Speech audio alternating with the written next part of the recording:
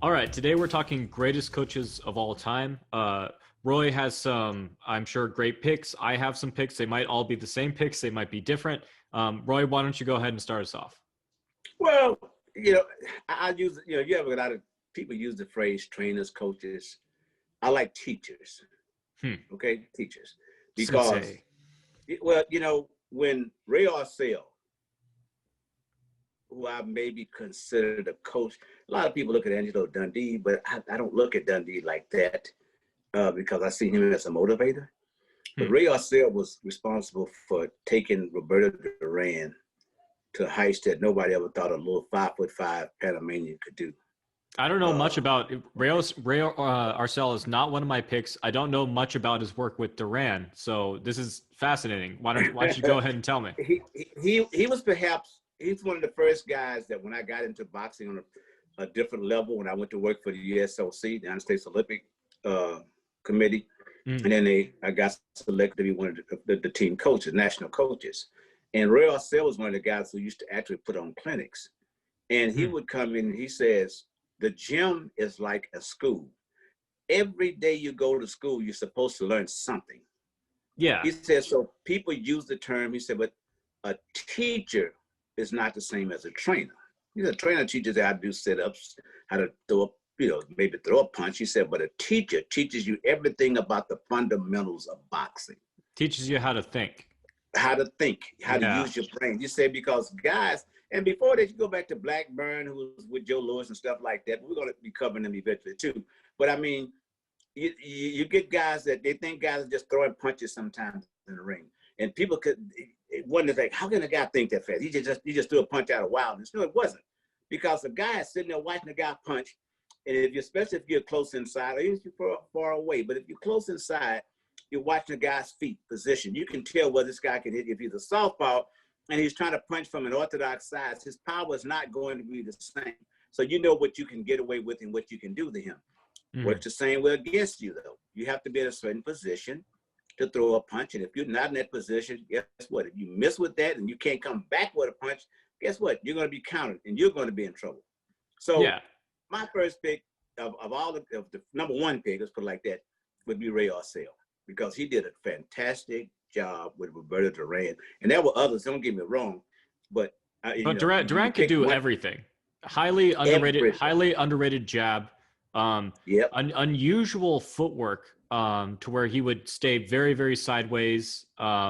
And then kind of pivot and then step, and instead of stepping and Mm-hmm. pivot. Mm-hmm. Just an Right. overall. People think oh yeah, great brawler on the inside. Maybe they know some of his technical grappling tricks. But no, the dude could box, like solid fundamental boxing. For sure. And he would always say that a good fighter can make, if you trained him right, he can make the other guy do something he never wants to do. Yeah. Never wants to do. And that's what Durant early throughout his career, really probably until the Ray Leonard fight, but we still don't know how that wound up like he did the second time. Mm. But it was proven in the first fight against Ray Leonard. He beat for Ray Leonard early in that fight. And that was because of the teachings he had over the year with Ray Arcel. Yeah, no, teaching someone how to think instead of teaching them what to think is one of the greatest gifts a teacher can give, for sure. Yes, All exactly. and whether I'm talking about like instructors or coaches or just the teachers that I've had in school, the ones I always liked and that stood out to me was the one who challenged his students to have their own opinions and think. And that's how you Yeah, get a fighter like Duran who could change up his game plan without any advice from his coach in the middle of the fight and just yeah, find something that's working. it's All right. working. So that's my Um, first pick. so best at developing fighters, like from scratch. I'm going to go with Emmanuel Stewart. Okay, and it's hard to argue against Emmanuel Yeah, because in any regard. I mean the guy You only had got you like got Hearns, you 122. got Lewis, you got Yeah, Klitschko. Klitschko looked like he was Jimmy fumbling around, not Paul, knowing what the hell he was doing before he got. Jimmy.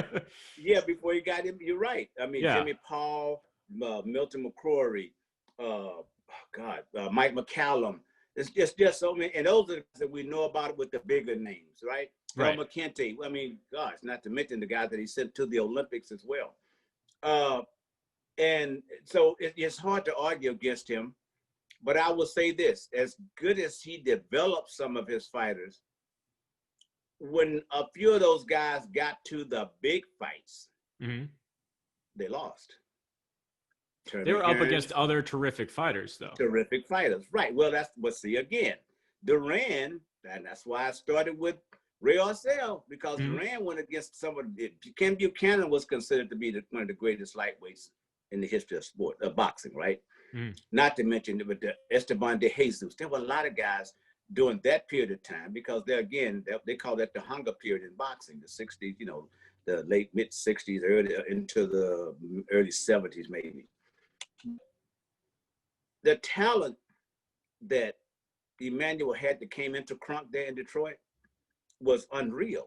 I mean, boxing, unlike today. But I think that was just because he was that good at seeing promise and then developing it. Yeah, I think you have a point that he might not have been as good at teaching his fighters how to think so that they could change it up mid fight, because they were very, very, very good at what he taught them to do. I mean, that's unequivocally true. Right, That exactly. he and to, I mean, was it just that he had that potential come into his gym, or was it that he was able to take that raw talent and channel it into his particular style and gave them the tools that they needed? A combination of both, David. I mean, Yeah. a combination of both.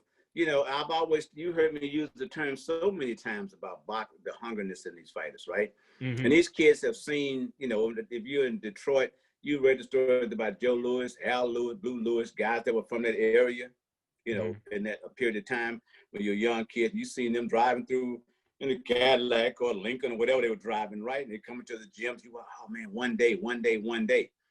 So they walked in with a mindset of saying, this sport is going to take me to another level.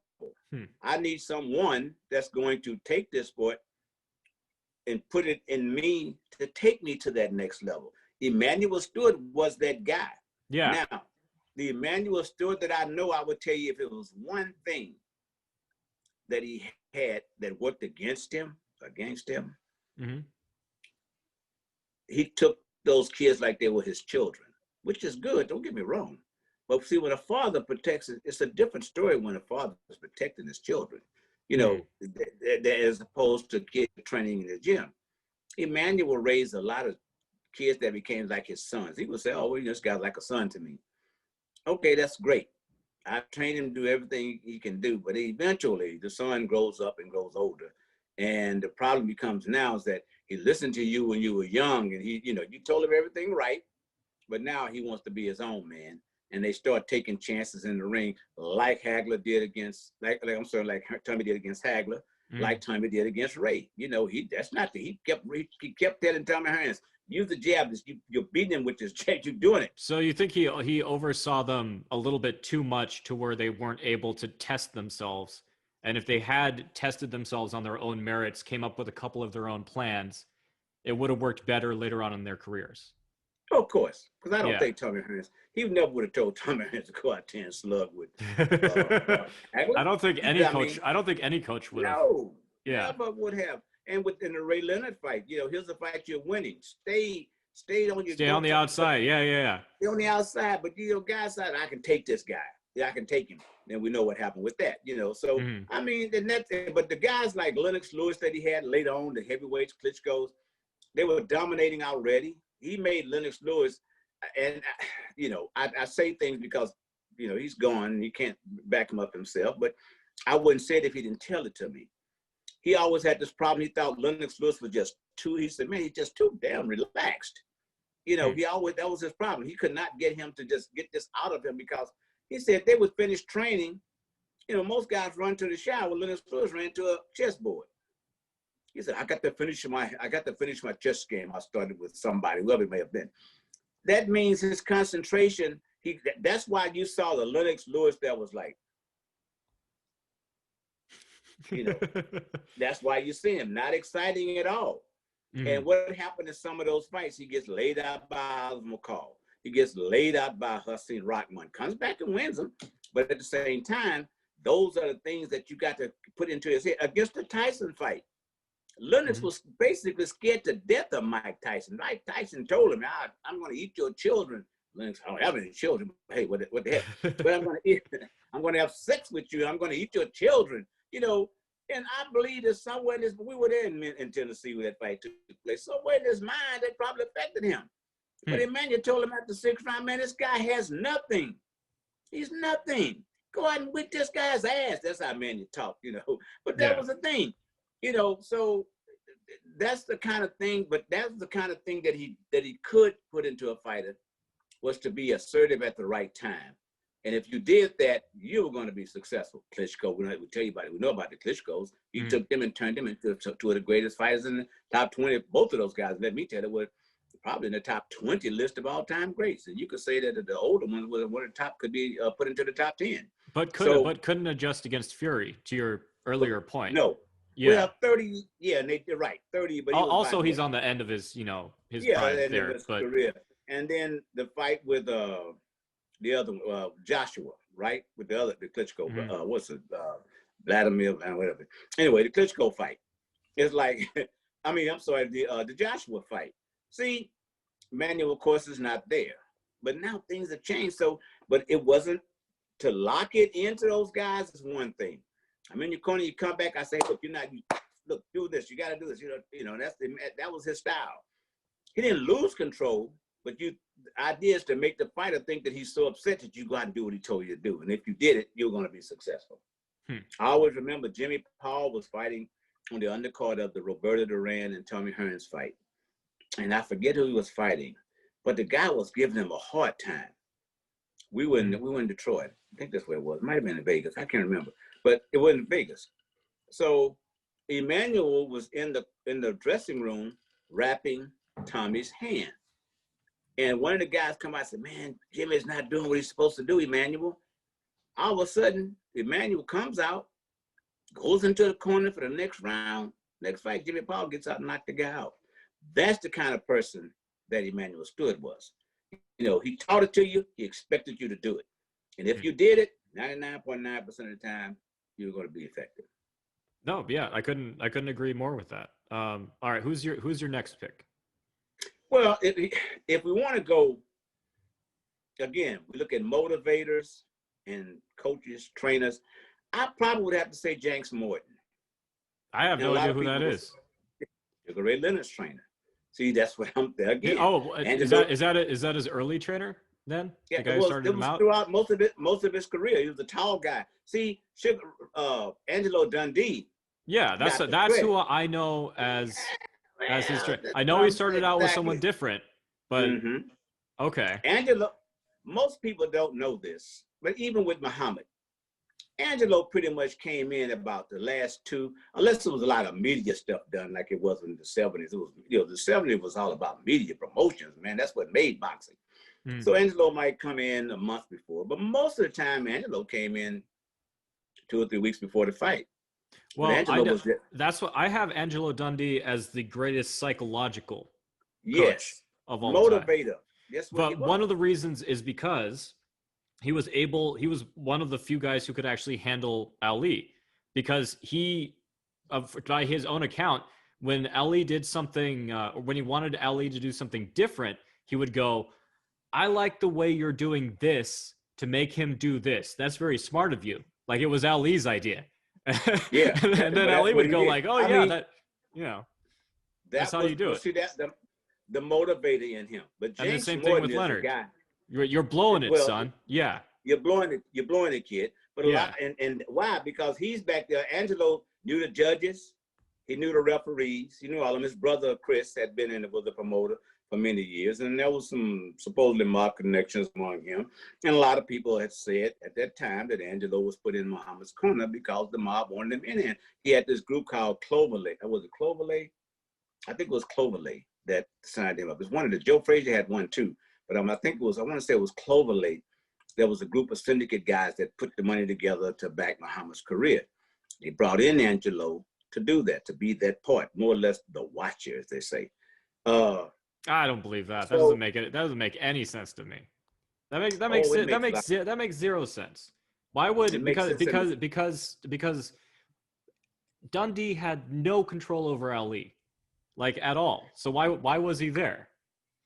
I don't see how that would benefit the mafia to have a guy close to Ali like that. Be No, his no, trainer. it's not so much as the mafia, the syndicate that put money. You got to remember this. Now we're talking about 1960 in the southern part of the country, southeastern part of the country.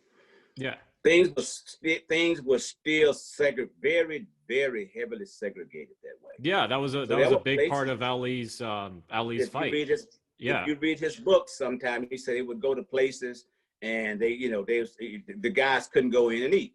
And Muhammad would go, well, if they can't go, then I can't go. So Yeah. believe me, but there were doors that were opened up because of that.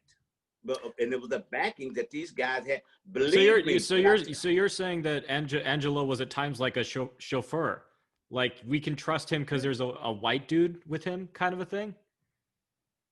I tell you, like, if you want to put it that way. I mean, listen. I don't know things anything are about not, the situation. Things were not the same even by the 70s the way they were in the 60s. Yeah, of course. Oh, and Angelo had been, like I said, his brother Chris was very strong in the boxing world, especially from Florida, Louisiana, Texas, and that area there.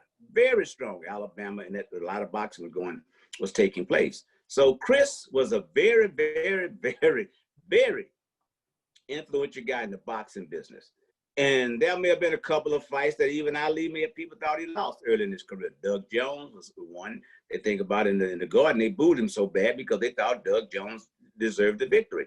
But he wasn't going to get it because Ali was the houseman there. That's the way it was. And there are people who believed that the reason a lot of these things was because of Angelo. Now, to say that the mob actually expected him to do certain things, but believe me when I tell you, there were periods of time, I wasn't there, of course, but there were periods of time, and from all these guys that I've met and talked to over the years, there was a reason that he was put there. Muhammad, when he got his involvement with the Muslims may have changed things a little bit, but they didn't want Angelo around anymore. But Muhammad said, this is my guy. He's going to be here. Yeah. Whatever those reasons were. Because Drew Brown wasn't his trainer. You know, he had couple other guys. I think Bobby Lewis, I can't remember been around him, some other guys. But Drew Brown wasn't his trainer. Drew Brown was the guy that went float like a butterfly, sting like a bee. That's what he did. He was like the clown thing of the time, the Prince of Clown. Yeah. The clown prince of the time. So we're talking perhaps boxing politics got Dundee in there, but when he was in there, he was useful as hell. Very useful. Very useful. Yeah, he's one of the trainers who never actually boxed, right? Like, I don't mean like he never competed, but like he never even put on boxing gloves. Competed. Like me. Yeah. No, I mean, you evolved around the sport, but you learned it from outside the ropes. That's fascinating to me. I think you could get an entirely different perspective from it that way. And you learn your business. You learn the business of it. Because what you have to learn are the referees, the judges, what this guy allows you to do, what this guy. You go to a certain area, you go like, I don't want that guy being a judge because he doesn't like a guy who boxes. He wants a guy that fights, come straight ahead and punch you like Joe Frazier, guys like that. So, they're like in the fight in the 71, same thing. Joe got the edge because the guys that were the judges, they favored Joe Frazier's style more. Arthur Mercanti basically had to fight a draw at that time. If you know the referee gave a scorecard too.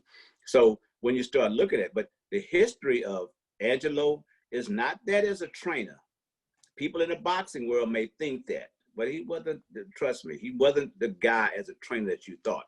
Against with Ray Leonard, again, you had him where I remember in the book, in his book, he did say that Dundee did not do what they thought he was going to do. They thought that he was going to come in and have all these like expert techniques and this kind of thing. I think they attributed Ali a little bit too much to Dundee's training too. But as a guy to have in the ring while the fight is going on, there are fights like legacy defining fights that if he wasn't there would have gone a lot differently. Well, which is why I say he's the best psychological coach trainer that there's ever been. Well, the George, he came with us in George. He came with us right before the was it the Cooney fight? Right before the Cooney fight, I think. Mhm. And George said, call up Angelo. Yeah. Okay, why? Because I'm telling you, politics that's in this game. Even though, Cooney's a puncher, George is a puncher, but we had Archie Moore. We had Yeah. Charlie Shipes. And Archie Moore is a technician. He's the guy, he's the exact opposite of Dundee. He's going to Yes. teach you the specifics of where to throw every punch, when, and why. And Archie had been with George since about 1971, 71. So to come back and not have him there, is blasphemous. So you bring in Archie because this man forgotten more than most of these guys ever thought. But Charlie Shipes, who was another one who was actually George's head trainer, was Charlie Shipes. Archie was kind of like the co-trainer, but Archie is the one that Charlie got stuff from, and then Archie would go and talk to George. That's the way it went. Because of a respect thing. Charlie Shipes had been welterweight champion. He fought Curtis Coates and lost the title in 67 or 68. He held it for a minute, but he lost the title to Curtis Coates. But Charlie had been champ, was a great little fighter himself. But Archie is a guy that, everybody just depended. Any question I had about, or George had, he would sit with Archie after, and Archie could tell him, hey, look, back in 1939, this happened, that happened, and this is what you got to do. And George would take it and implement it. So, yeah, but Angelo came in with us again. Didn't Angelo say something too to George right before he knocked out Moore, right? He said he's yours. Yeah. You got him. Yeah, which I don't think was obvious to most of the crowd at that point. Let me tell you what happened. If you look at I tell people, don't look at the 9th round. You got to look at the end of the 8th round in that Moore fight. George hits Michael Moore with a body shot that just freezes him. His legs just, it stiffens him up. He goes back to the corner, and Teddy is trying to you gotta do this, you gotta give him this whole story about this train or something like that. The train going up the hill is some kind of story he gave him. I couldn't hear him because we were in the corner, but I heard it afterwards, some kind of corner story he gave him. But Angelo said when he came, he said, you got him. But George didn't go. He said, don't try to get him. You still got to be coy with him now. So Angelo would, because this is what Angelo was so cool, man. I'm serious. I was like, it's crazy. He'd be putting the stuff on George's face, right? But he's talking at the same, never panicked. Never panicked. He panicked now. I tell people this, a lot of people not paying attention to this. But okay, let me finish this part. So he's doing this, right? Putting the gasoline on smooth, and George like, okay. So he goes back out the next round, and George is testing Michael now to see where he is. Michael's a little bit apprehensive now. He doesn't have to, because why? At 1 minute, you don't get your legs back that quick. So he couldn't move anymore. So at the end of the 10th round, at the start of the 10th round, he said, I remember Angelo looked over to me, he says, we're going home. We're going home. And the next thing I know, the same punch, George landed, hits him in the body again, Michael stiff. George tests him with the shot. Boom, boom. He can't move. Oh, you're going to stay there. 1, 2, the rest is history. See, those little things that Angelo, like I said, he's kind of like, there's a word that goes along the plug. There's you say cheap cooking bottle washer, right?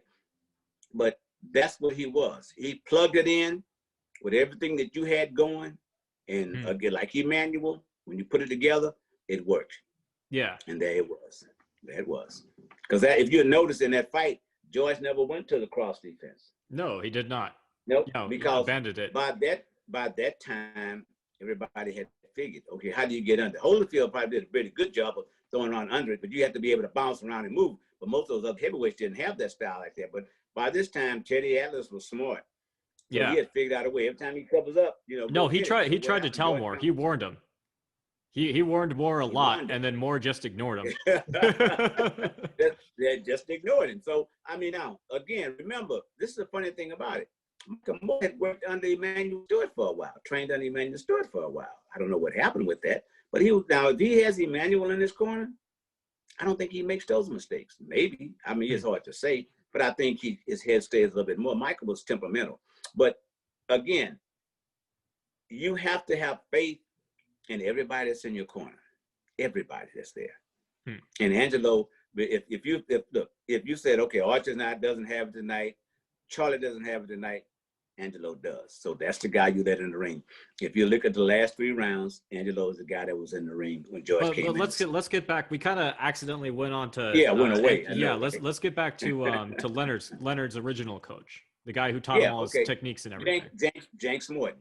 Okay. Jenks is a very unassuming guy. I don't know whether Jenks boxed or not. I never really, quiet, unassuming guy. And he wasn't the kind of guy that you just said, oh, that's Jenks Morton, so if you didn't know him. Because Mike Trainer was the other guy that was there with him. But I know Mike that Trainer, name. Yeah. Yeah, everybody knows Mike Trainer. But I'm telling you, Jenks Morton is the guy that gave Leonard. He wasn't a yah-yah guy. He wasn't the kind of guy that says, oh, well, oh, yeah, wait. No. He talked, he was a big guy, tall guy, about 6'4", something like that. So you might have thought he was a bodyguard when you see him coming up the ring, but he wasn't. He was just a guy who didn't mind putting into work every day in the gym with Ray, making sure that Ray, and he came up with a lot of things that I told you about. Ray, the different standards of training with the guys with the smaller gloves, getting used to that. A lot of that had to do with Jenks Morton. All the practical day-to-day stuff. Yeah. All the practice. He'll never get the credit because he basically only worked. He had a couple other guys. We came with a couple of the heavyweights, the kid from Canada, I forget his name, Canadian heavyweight. He had a couple of guys, but never the talent. Well, building up Leonard is credited enough. Really. Yes. Leonard could do everything. He could box, yes. He could punch. He could, after Duran, he learned how to infight really well. Because yes, he's like, he did. I don't want to have a deficit in anything. Yeah. He was a thinking man fighter. He was the one guy that we talked about earlier. The guy's been able to think, or they're throwing punches. That was Ray. He did that. And I think I attribute a lot of that to Jenks Morton. Okay, well, he got some recognition here at least, so that's good. I'm sure Leonard appreciated it. Yes, he did. All right, so my next pick is I have for best at mid-round, or I guess I should say mid-fight adjustments. I'm going to go with Freddie Roach, wow, because he won so many fights. Just by telling his fighters that he's doing this, you do this, and then there's a knockout or they take back control of that same round. Most recently, he did this with George St. Pierre, one of the best ever MMA fighters. Told him mid-round, look, he's starting to counter that jab with your cross, so I want you to duck under and hit him with your lead hook. GSP does it. It plays out in the exact same sequence. Bisping gets knocked down, and then GSP retakes a championship as an aged fighter. And there are so many instances of him doing that. So I'm going to go, he's best at mid-fight adjustments. What do you think? That's a good one. Freddie was a good trainer, good teacher too. Good trainer and a good teacher. You know what I mean? And that's what I mean. Some of them guys some of them are one or the other. Freddie is kind of a combination of both, right? Absolutely. As you just said.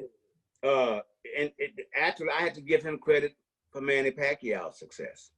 Yeah, Pacquiao had no lead hand at all. He punched like this. When he first started, he just threw punches. Yeah. He jumped guys. Don't get me wrong, he jumped guys. No, yeah, he was always smart. He was just sloppy, like really, really just sloppy. Yeah. And I used to say, how come nobody can't catch this guy with an uppercut coming in or something? But Freddie took him and put him down, flattened his feet on his toe, brought him up on his toes. And now let's use the speed that you have. Use the speed and your power. You use your speed and your power together, you're going to be knocking out guys. You start out at 18 pounds or something like that, 119. Show me a period of time where a fighter went from 118 or 19 pounds all the way up to 154 pounds. It's insane. It's insane. So Freddie Roach probably he likes power. One of the favorite moments of my life. I was actually I used to just go into wild cards to use the bags, and then Freddie Roach called me over and asked me what my record was. I'm like, oh, I never fought professionally. Like amateur? I'm like, no. He's like, well, you got great power. I cherish that memory. Freddie Roach told me I had good power. So I had to put him on the list. You understand?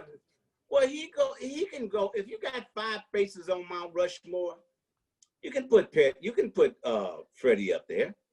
I mean, you really can. Yeah. because, you know, as you said before, you're going to be known for something.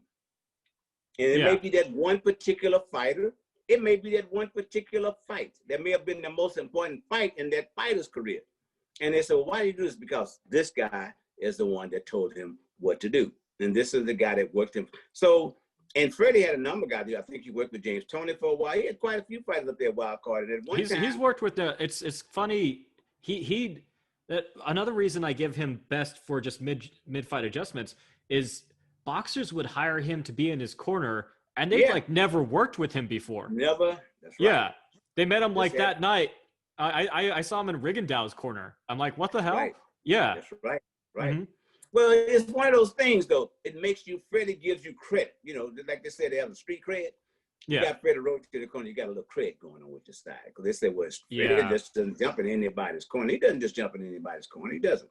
But that's kind of like, you know, that's Freddie Roach. So I'm saying all the other guys we start looking at, you know, you say, okay, Freddie Roach. And his name doesn't come up enough. And he's a teacher. Like I went to Wild Cards just because it was the closest gym to me.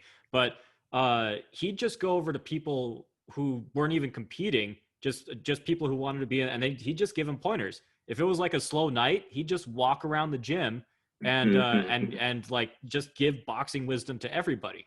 So that's super impressive to me. That because he had no reason to do that. He's not making any money for that. He loves because he loves what he does.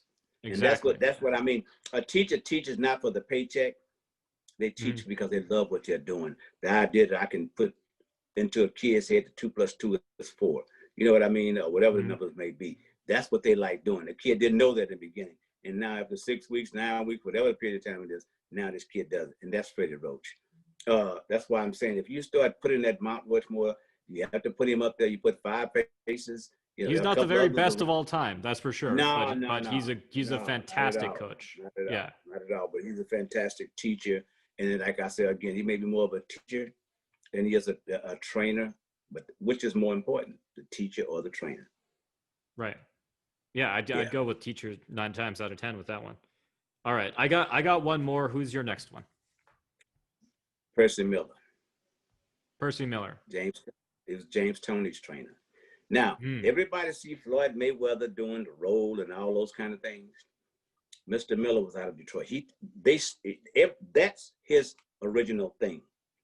James Toney did it better than anybody. He did it more aggressive. He did it more offensively than Mayweather for sure. Offensively than most people. He could move on a guy. You throw punches. Roy Jones was just too fast. You know, I tell people, nobody would have beat Roy Jones at that weight. You know, Roy was just Roy had to try everything, and could not find a way. He himself said, I couldn't find a way through his defenses. I couldn't find a way in for rounds. That was a great fight. But he kept throwing punches because he was in a condition to do that. James, I wish I was on the road because I did the broadcast, the international for that fight. And we traveled different places, right? And James Roy could make James just lose it. But I'm telling you, the thing Roy would say, he had gotten to James's head, and Mr. Miller tried his best. He tried his best to say, don't let him get into your head. You just got to do the things the problem that he couldn't get James, he kept the defense. That's why James, I think to this day, even 4 or 5 years ago, you saw James able to last so long because he didn't take a lot of abusive punches in boxing early on. No, not at all. He had the defense. Yeah, he had the defense, the thing, and he could recover. But I think Roy's speed was just so fast, he didn't know how to counter it. It was a great fight. But, you know, later on, the talent just... Well, if Tony hadn't started showboating, though, I mean, that's Jones' area of expertise. Yeah, you know, Jones is the Muhammad Ali in that fight. He's the one who's going to try to irritate you and make you mess up so that he could get you with his speed. If someone with speed catches you doing something stupid, that's way worse than someone without, you know, with power catching you doing something stupid. Because the guy with speed is going to be able to get to you while you're showboating like that. And that's what happened. But he wanted to, even during the press tours, he wanted to show people, you know, it's like, I want to show people that I'm the best fighter. And you might be the best fighter. But sometimes it boils down to athleticism and fighting. Roy Jones, as you know, he played basketball and all that kind of stuff. So he had the athleticism, know how to pivot and do all those things. And there was some things James couldn't do. So the speed, the movement around James, one time in that fight, I think it was like the 6th or 7th round, James just lost Roy. You know, he lost him. And when Didn't he know where turned it around, went. yeah, No, where'd he go? yeah, because he could teleport behind you. Yeah. And it was like he turns around, he gets hit. You know, now. But Tony does that. Tony does that to people too. Yeah, he Was the did do thing. that. He also he did do he had incredible footwork. He could shift back into southpaw and just shoulder roll on the Roll, on that's the southpaw exactly and right. then hit you with the hook. And then he knocked a guy out that way. I forget his name. It was when he was in the higher weight classes. But he shifted back and then knocked the guy out while he was stepping back into southpaw. Because he could shift on, like you said, he could put the weight back on his foot. Yeah. Right. Lean back on that and then just bring that shot. Because why? You're looking for this. Because that's his power hand. So you think, but he didn't counteract you with this left hook, and that's it. And it's good night. Yeah. I got to know, and I still know him very well. Good friend of mine. We talk on a frequent basis. Mm-hmm. So James, and I say a lot of these guys, they don't get the credit that they do, but everybody know Miller, you know, in the fight game. He and Georgie Benton and those guys were part of the old school thing, man, that just taught fighters. It's just amazing. And again, that's why you can have a guy that's great this year, and then maybe next year, not so great. Mm-hmm. Because why? Another guy catches up with him because he's not taught any further than where he is at that level. I'm all for seeing the Feldy shell used more offensively. Like Tony could step forward with the shoulder roll, and you never see Mayweather just always pivots. If he's staying in place, he pivots, and usually he's stepping back. I mean, Mayweather can stay in the same place and then shoulder roll and block all night, but Tony could just come at you with shots going forward and just set up all these more offensive angles. He wouldn't close the door to it, Yeah, he'd be stepping into it at the same time. I'd really like to see that more. James was trying to figure out a way to hit you, whereas Floyd is trying to figure out a way to avoid getting hit, to outpoint you, and to outpoint you. That's the difference. And again, it's not like his dad didn't teach him that.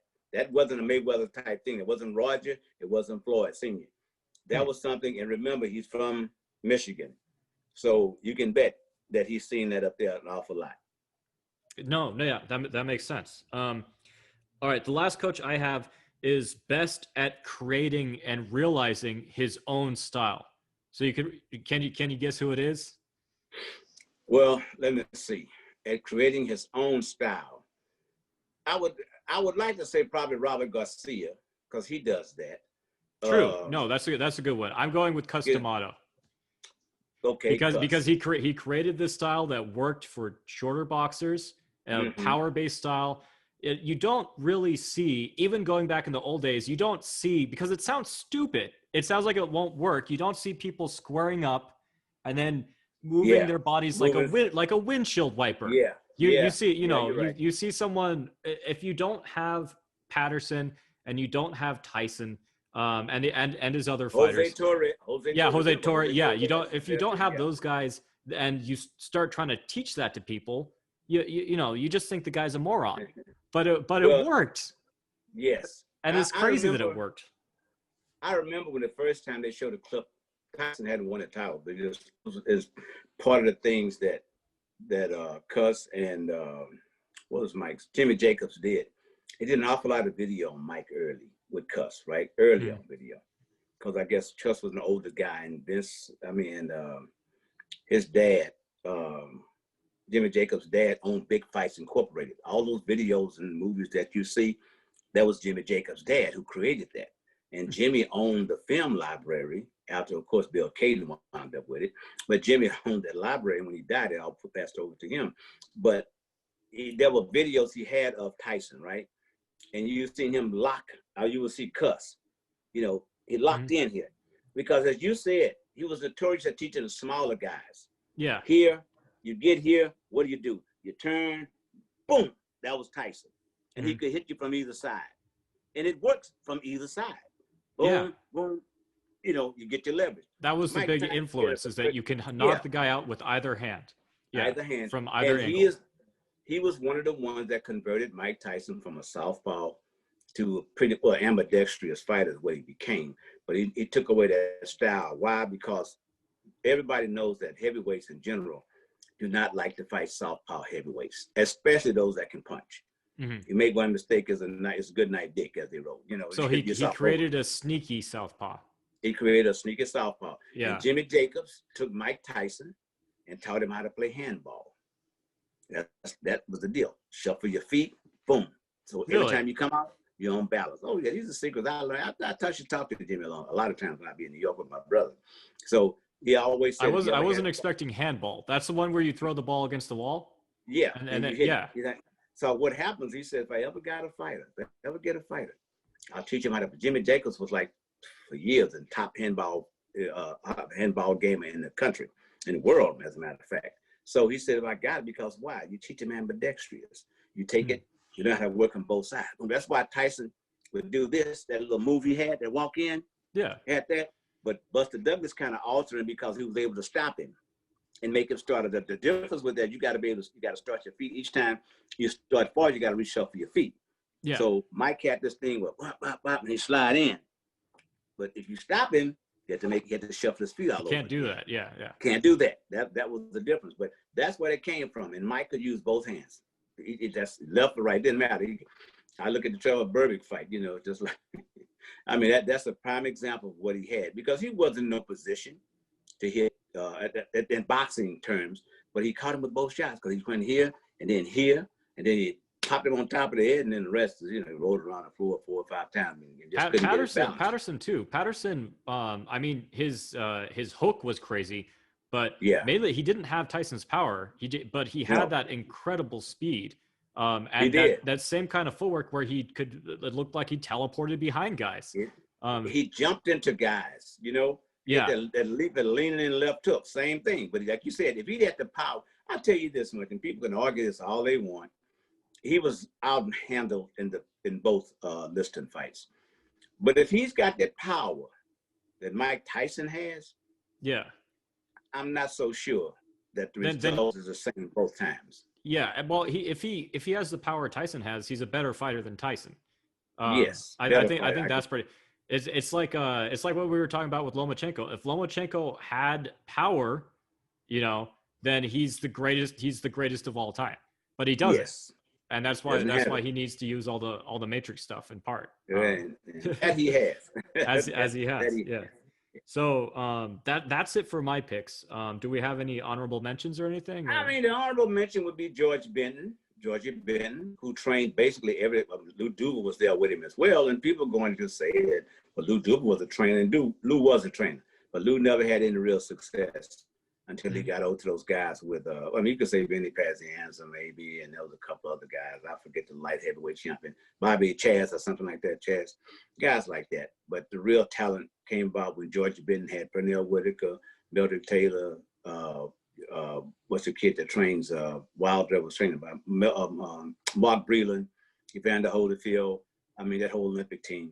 Terrell Briggs, that's where that's where Georgie Benton got a chance to expand his talent. And all you really need is Whitaker there, anyways. And then, I'm telling you, yeah, that's it. Yeah, but that right there is where, but Georgie doesn't get it because he never sought the light. Some guys just don't seek the light, you know, and they're like doing what they do. When they get through, they can go and do the fight, and go sit in the bar, talk, laugh, and tell stories, have a drink here, drink there, and wait for the fight. But Georgie Benton is one. Robert Garcia, as a younger guy, you know, he's younger, he's older, but he's younger. From that standpoint, he belongs in there. I think Ryan Shields one day will be remembered as that. And Derek James, because today Derek James has 2 world champions. He has Errol Spence, he has Jamal Charlo. I can't know which one of the Charlo brothers. But I mean, so he, you know, and that's probably the group 25 years from now, or 20 years now, people will be talking about. Don't forget, I know we talked about him, but don't forget Archie Moore either. Of course, Archie. Sure. Archie belongs there. Archie he taught a lot of guys coming up the ropes. A lot of guys. Yeah, he taught a lot of guys like a little bit here and there. I can't think of someone he was with the entire time. Besides, I think your brother. He probably spent more time directly with George than anybody. But he was with Archie, with Ali for a while, Eddie He was with Mustafa a for a bunch of while, guys for a little bit here a and bunch there, of guys. and he probably made major improvements to all of their games. Oh, I Yeah. guarantee you did. When he brought you in, it was something a little bit different. You learned there again lies the and Archie was a teacher too. He hated the word trainer. He said, I'm not a trainer, I'm a teacher. And he was. His ABC, any boy can if he's taught right. That was his logo. I'm the same. I'm honestly the same way. Maybe it's my ego getting in the way. Like dude, you just create like media, but I like to think of myself as a teacher more than anything. Yes. Yeah. Yeah. Yeah. I mean, Education. that's what I used to do. I taught martial arts and gymnastics for like, 15 years, I guess. Okay. Well, Yeah. education is the most important part of the No, whole well, thing. You have to like we know. said before, these guys, if they could teach their fighters how to think, that's the thing that, Yeah. that really And that's takes what it to that George next level. George became a thinking fighter his second time around. First time was great power and brute strength. But his second time around, he became a thinking fighter, man. And that believe me, that made the difference. Ali was a thinking fighter, So when you start putting all these guys together, you What put them was the all fight in with one. your brother against it was this other dude, this big white dude who also used like cross guard. And then I remember your brother saw him use the cross guard and he's like, "Oh, liver." And then just like targeted like say exact just jabbed to make him shell up and then went right for his liver and then dropped him a little bit after that. That I think that was what's his name? It was James. it was an up and big coming. It was like after he came back and he was looking to get some yeah, easy wins under it him. was the kid I can't remember his name. yeah, it was from Reno. I know it was from Reno. I just can't think of his name, but yeah, the big I kid, just thought not that was James so Bond. funny. It's like, oh, Yeah, yeah. you were using my defense. I know the weakness to that defense. Yeah, there was I've a had big it kid done to from me. Reno. Yeah. There was a big kid from Reno because Archie had been. I think he had fought Tyson as well. I can't think of his name, but yeah, that was the kid from Reno. The big guy, big guy. No, yeah, that But was funny. again, that's one of those things that I say fighters learn, and those who can think and do it at the same time. And it's easy to do when you're rattling the other guy's brain. Don't get me wrong. You're hitting the other guy. His mind is like, whoa, what's Yeah, going it's on? just So try to you got, survive. yeah, you Yeah, take yeah. time. Yeah, right. You take time to think. But no, I mean, but that's what you have to do with a good fighter. You have to make him think, and that's what. And those guys, all the ones with the 60 that we just named, if you put them all together, man, boy, oh boy, you got a computer that's stuffed up with some of everything. Yeah, no, that'd be crazy. Imagine that dream team. Yeah. So everyone, leave who you think was the best, coach, trainer, teacher in the comments. We'll be responding to your choices and having some discussions there. And yeah, it'll be fun. I think that's it for this segment. So everyone have a good night.